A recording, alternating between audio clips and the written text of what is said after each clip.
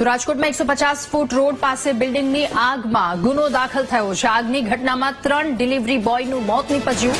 સ્વિગીમાં અજય મકવાણા, બ્લિંકિટના કલ્પેશ અને મયુર કામ કરતા હતા. માલવ્યાનગર પોલીસ મથકમાં ગુનો નોંધાયો છે. ડીસીપી દ્વારા કહેવામાં આવ્યું અને એ પણ કહ્યું કે તપાસ માટે એફએસએલની મદદ લેવામાં આવી રહી છે.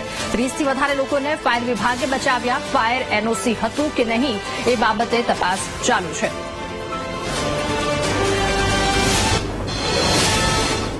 ચાર પૈકી 3ના ડેથ નીપજેલા અને એક જે બેન હતા 15 વર્ષના જે હાઉસકીપિંગનું કામ કરતા હતા ત્યાં એ અત્યારે સારવાર હેઠળ છે અને આઉટ ઓફ ડેન્જર છે. હાલ સુધી આ બનાવમાં 3 માણસોનો મૃત્યુ નીપજેલ.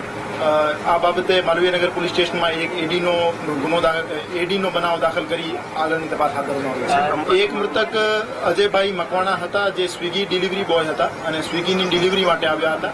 બીજા 2 માણસો જે હતા એમને આઈડેન્ટિફાઈ કરી લેવામાં આવ્યા છે. એમને ઘરવાળાનો સંપર્ક કરી લેવામાં આવ્યો છે. પ્રથમ દ્રષ્ટિએ એવું જાણવા મળ્યું છે કે એમ્બ્યુલન્સ ડ્રાઈવર હતા અને ત્યાં બિલ્ડિંગમાં શેના માટે આવ્યા હતા એના બાબતે તપાસ કરવામાં આવશે. એડીની તપાસ દરમિયાન બિલ્ડિંગ યુઝ સર્ટિફિકેટ, એમના પાસે ફાયર એનઓસી હતી કે કેમ, એમના પાસે કન્સ્ટ્રક્શન ટાઈમે તમામ સેફટી નોર્મ્સ ફોલો થયા હતા કે કેમ, આ બાબતે ગહેનતાપૂર્વક તપાસ કરવામાં આવશે અને જવાબદાર વિરુદ્ધ કાર્યવાહી પણ કરવામાં આવશે.